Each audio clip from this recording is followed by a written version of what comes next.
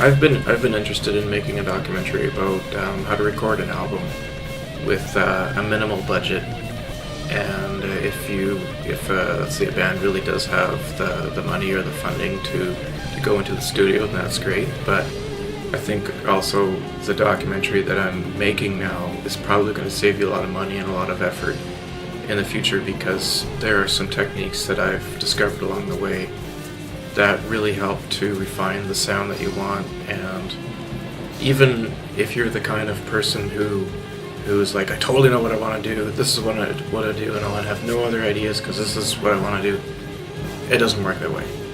Because when you're making a composition, you will refine the song over the period of a few months, and you'll come up with, you're always growing as a musician, right? So when you're listening to your song in the car and you realize this would sound better if it had this, or if the bass was quieter, and then it's your own creation and you're never gonna be finished with it. I'm gonna start right from the beginning. If you're a beginner, you don't know anything about recording music on your computer, this is going to give you an idea of all the things that you're going to need and how much it's going to cost.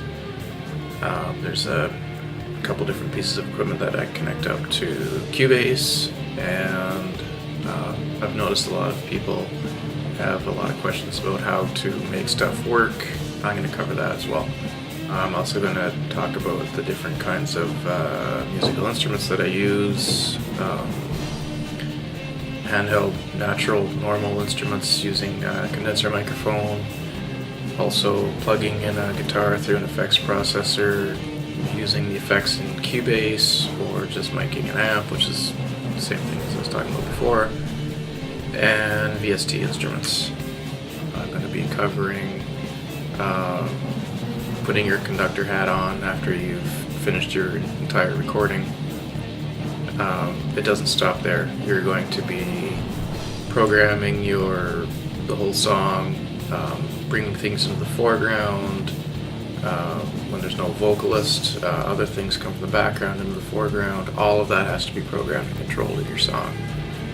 And it's the same principles that you'll find in photography.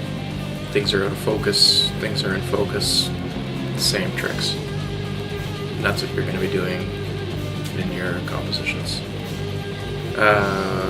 Yeah, so let's get started.